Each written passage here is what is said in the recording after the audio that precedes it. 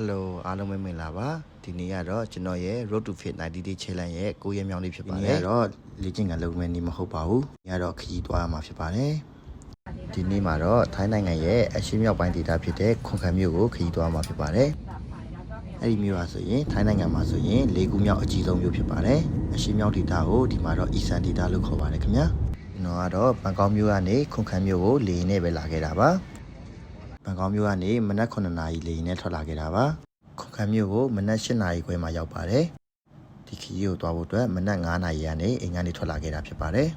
ခွန်ခမ်းမြို့မှာလှုပ်ရှားကိစ္စတွေပြီးသွားတယ်ဆိုရင်တော့ညနေကျရင်ဘန်ကောက်မြို့ကိုတန်းပြန်မှာပါညတော့ဂျင်ဆော့ဖြစ်တော့မှာမဟုတ်တော့ပါဘူးဒီခွန်ခမ်းမြို့ကဒိုင်လွန်စောရုပ်ကျွေးနေရှိတာနဲ့နာမည်ကြီးပါတယ်မနက်ခင်းလှုပ်ရှားရှိတာလေးတွေလှုပ်ပြီးတော့ခွန်ခမ်းမြို့တွေကိုရှောက်လိုက်ပါမယ်ခင်ဗျာဒီနေ့ရာသီဥတုကတော်တော်လေးကိုတာယာပါတယ်တိမ်နေလဲတော်တော်လေးကိုလှပါတယ်ခင်ဗျာခွန်ခမ်းမြို့ကဆိုရင်လေထိုင်းနိုင်ငံရဲ့နေမြို့တစ်မြို့ပါပဲမြန်မာပြည်ဘက်ဆိုရင်မုံရွာမြို့ဘက်နဲ့ပုံစံတူပါတယ်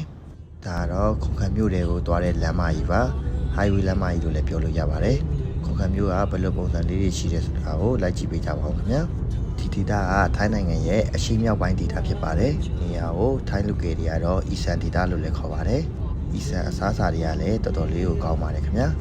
တော့ဘန်ကောက်မှာဆိုရင်အီဆန်ဆော့ဆေ့တို့အီဆန်ဝတ်သားတုပ်တို့အမေသားတုပ်တို့စားဖြစ်ပါတယ်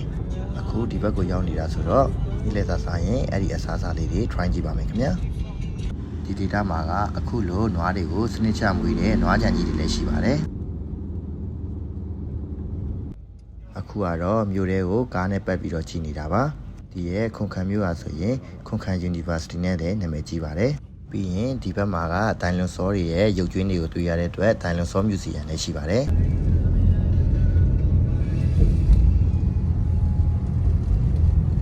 ကျွန်တော်တို့တွေကားနဲ့သွားနေတော့မှပဲမိုးဒီရှယ်ကိုရွာလာပါတယ်အဲအကြောင်းမို့ကျွန်တော်တို့ကဒီခွန်ခမ်းမြို့မှာနာမည်ကြီးတဲ့ Central ခွန်ကန်ကန်ဘက်ကိုသွားလေလိုက်ပါမယ်ခင်ဗျာခုကတော့ဒီမှာနာမည်ကြီးတဲ့ Central ခွန်ကန် Campus ကိုရောက်ပါပြီဒီနေရာလေးကတော့လူငယ်တွေအတွက်အကြိုက်ဆုံးနေရာလေးဖြစ်မှာပါဒီနေရာလေးစောက်ထားတဲ့ပုံစံကတော်တော်လေးကိုလက်ရမြောက်ပါတယ်တဘောကတရားရင်းနဲ့လည်းတော်တော်လေးကိုနှိစက်ပါတယ်ခင်ဗျာဒီနေရာလေးမှာဆိုရင် shopping ထွက်ဖို့အတွက်ဆိုင်တွေလည်းရှိတယ်လို့အမှုပညာလက်ရမြောက်တဲ့ပြကန်းတွေလည်းရှိပါတယ်နောက်နေ့ကျရင်အဲ့ဒီဘက်ကိုသွားလဲပါမယ်ခင်ဗျာဒီရဲ့ shopping mall ကတကယ်တဘာဝဆန်ပါတယ်ခုကတော့ shopping mall ထဲမှာရှိတဲ့ဆိုင်လေးတွေကိုအရင်ဆုံးလိုက်ကြည့်လိုက်ပါဦးမယ်ခင်ဗျာကမ္ဘာဖလားမှာဘယ်အတင်းကိုအားပေးလဲဆိုတာပြောပြပေးကြပါဦးကျွန်တော်ကတော့နိုင်ငံတင်းမှာဆိုရင်ပြည်တစ်တင်းကိုအားပေးပါတယ်ဒါပေမဲ့ပေါ်တူဂီကိုလည်းရစေချင်ပါတယ်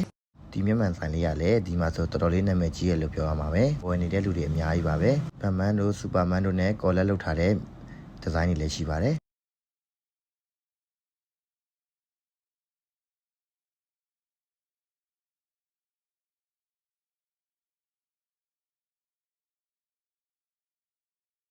ကျွန်တော်လည်းမြန်မာကိုစမ်း try ကြည့်လိုက်ပါတယ်ခင်ဗျာဆိုင်လေးတွေဆိုလည်း local brand ဆိုင်လေးတွေလို့ထင်ပါတယ်အကောင့်မှာတော့ကျွန်တော်မမြင်ဘူးပါဘူးဒီဇိုင်းတွေကတော်တော်လေးလှပါတယ်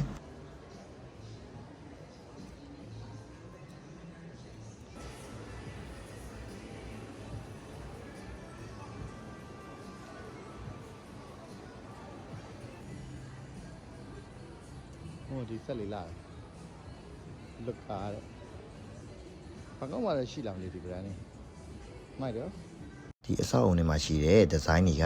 ခွန်ခမ်းမြို့မှာပေါရောက်တဲ့ပန်းတွေခွန်ခမ်းမြို့မှာတုံးတဲ့ပစ္စည်းတွေကိုအခြေခံပြီးတော့ဒီဇိုင်းဆွဲထားတယ်လို့ပြောပါတယ်ပြပေးထားတဲ့ပြကန်းလည်းရှိတယ်လို့ပြောပါတယ်ခဏနေကြရင်တွားကြည့်ပါမယ်ခင်ဗျာပုံမှာဆိုရင်ကျောင်းသားကျောင်းသူတွေလူငယ်တွေစာဖတ်ပြီးတော့အလုပ်လုပ်ဖို့အတွက် co-working space ရှိပါတယ်ဒါကတော့ဒီအပေါ်ဓာတ်ကနေဒီရဲ့ shopping mall ကိုမြင်ရတဲ့မြင်ကွင်းမှာသူကကုံတိုက်ထဲကိုရောက်သွားပြီမဲ့တဘာဝနဲ့နီးစပ်အောင်တော်တော်လေးကိုဖန်ဆီးပေးထားပါတယ်အပင်တွေလည်းတော်တော်လေးကိုထည့်ထားပါတယ်ထည့်ထားတဲ့အပင်တွေကလည်းအစ်စ်တွေကြီးပါပဲအခုတွေ့ရတဲ့အဝါရောင်လေးရဆိုလဲကွန်ကန်ဒီတာလူတွေစားတဲ့ကောင်းချင်းထဲတဲ့ကျင်းချင်းလေးကိုနမူနာယူပြီးလုပ်ထားတာပါဒီခုနေရောင်လေးကိုလည်းတော်တော်ရအောင်လုပ်ထားပြရမယ်ခလေးမိုက်တယ်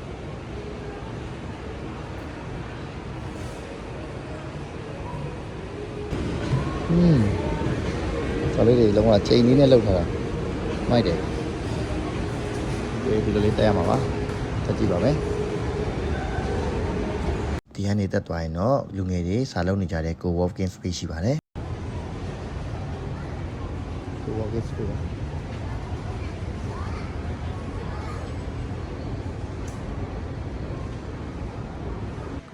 ဒီရဲ့အဆောက်အအုံထဲမှာကရုပ်ရှင်ရုံတွေလည်းရှိပါတယ်အခုလိုလူငယ်တွေအကြိုက်ကစားကွင်းတွေလည်းရှိပါတယ်တော်တော်လေးမိုက်ပါတယ်သူတို့ကစားကွင်းကတိတ်ပံကဘာထဲရောက်သွားလို့ပါပဲကစားကွင်းကကျုပ်စင်ဆိုရ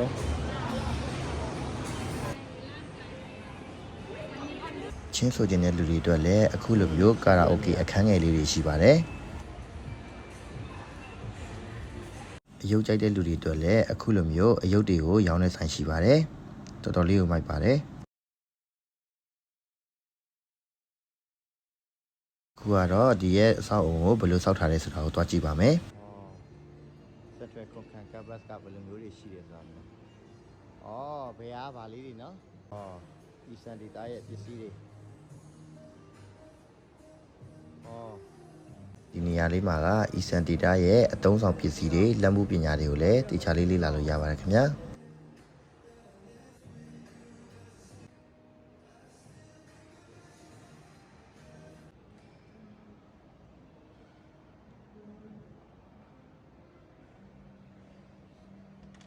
ဟိုရကြ40ခန်းများမလို့10နှစ်ခန်းတော့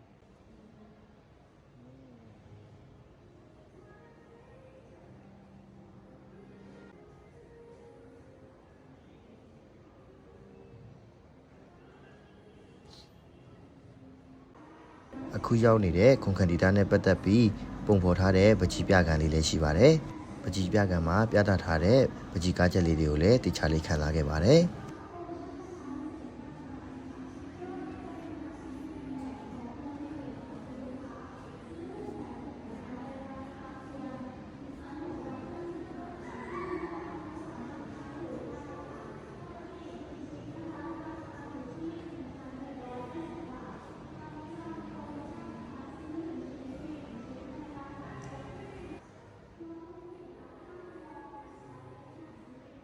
အဲ့တော့ပကြီးပုံလေးတွေကိုခံစားနေတဲ့ကျွန်တော်ပါ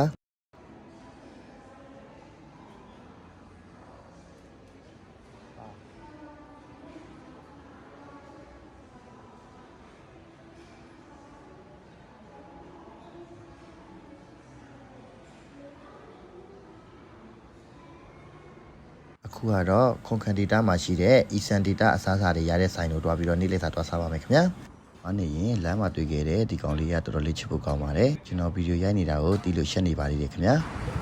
ဒီကွန်ကန်မျိုးရဲ့သူတို့အီစန်အစားအစာတွေစားနေတော့စားမလို့ပါ။ဆိုင်လေးပါ။ဒီမှာတော့ဟိုတာရောအမေရောအကုန်ရတယ်။ဝါဆောင်ပါလို့အဲ့လိုဝါဒချစ်ထုတ်လေးတွေဒီလက်ခေါ်တယ်နော်ဒီလိုလေးပါလူကဆဆာမောဆိုင်ရအခြေပဲအခုတွေ့နေရတဲ့အမဲသားလေးကိုဆိုရင်အစိမ့်တုပ်ပေးပါတယ်ဒီအီဆန်စတိုင်အစားအစာကတော့နည်းနည်းလေးအရင်ဆန်ပါတယ်တော်တော်လေးတော့စားလို့ကောင်းပါတယ်ဒါကတော့ကျွန်တော်တို့မှာထားတဲ့ဟာလေးတွေပါဒါဝတ်သားကင်ပါဒါတော့အမေရာအစိမ့်တော့ဒါတော့ဝတ်တစ်ချက်ဒါတော့သူတို့ Eastern style ဝတ်သားတော့ပါဒါတော့အမေစပြုတ်ရှေ့ပါပဲကျွန်တော်ကတော့အသားစိမ့်တုပ်ကိုတစ်ခါမှမစားဘူးလို့လန့်နေပါတယ်စားကြည့်တော့လည်းတော်တော်လေးကောင်းပါတယ်ကျွန်တော်တို့စားနေတဲ့အချိန်မှာလည်းမိုးတွေကို share ရွာလာပါတယ်ဒီတီတာကလည်းကျွန်တော်တို့မြန်မာနိုင်ငံရဲ့နေမျိုးလေးလိုပါပဲကျွန်တော်အမြင်မှာတော့မုံရွာဘက်နဲ့တူတယ်လို့ခံစားရပါတယ်ခင်ဗျာ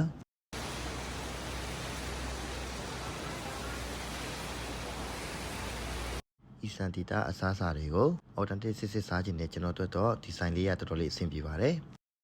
ဆိုင်လေးကိုကျွန်တော်ကတော့တော်တော်လေးကြိုက်ပါတယ်ဆိုင်လေးကမြို့လေကောင်မှာဆိုပေမဲ့လည်းအရန်ကြီးပြင်ဆင်ထားတာမရှိပါဘူးထိုင်းနိုင်ငံအရှေ့မြောက်ပိုင်းအီစန်တီတာရဲ့နေထိုင်မှုပုံစံလေးကိုဒီဆိုင်လေးကိုကြည့်နေတင်ခံစားမိနိုင်ပါတယ်ရှေ့ရပပူးရုပ်တွေဆိုလဲသူတို့ဒေတာရဲ့လက်ခေါ်ရုပ်လေးတွေပါကျွန်တော်တို့ခဏပဲလာလေတဲ့လူတွေတော့ကတော့ဒီလိုဆိုင်လေးတွေကဒေတာရဲ့ကာချာကိုခံစားမိစေပါတယ် ဒါကတော့ဒီဆိုင်လေးမှာရနိုင်တဲ့မီနူလေးတွေပါခုကတော့လှုပ်ရှားကိစ္စတွေလည်းပြီးပြီဆိုတော့ဘန်ကောက်ကိုပြန်มาတော့မယ်အခုကတော့လေယာဉ်ကွင်းကိုသွားနေပါပြီဒီနေ့ကတော့ကျွန်တော်ရဲ့ Road to Fame 90 Day Challenge ရဲ့9ရက်မြောက်နေ့ပါဒီနေ့ကတော့ခီးသွားနေရတဲ့အတွက်ဂျင်မစောဖြစ်လိုက်ပါဘူးမနေ့ပြန်ရောက်မှတေချာလေးစောရပါတော့မယ်ဗီဒီယိုလေးကိုအဆုံးထိကြည့်ပေးတဲ့အတွက်ကျေးဇူးအများကြီးတင်ပါတယ်ခင်ဗျာဗီဒီယိုလေးမှာပြန်ဆောင်ကြပါမယ် See you ပါ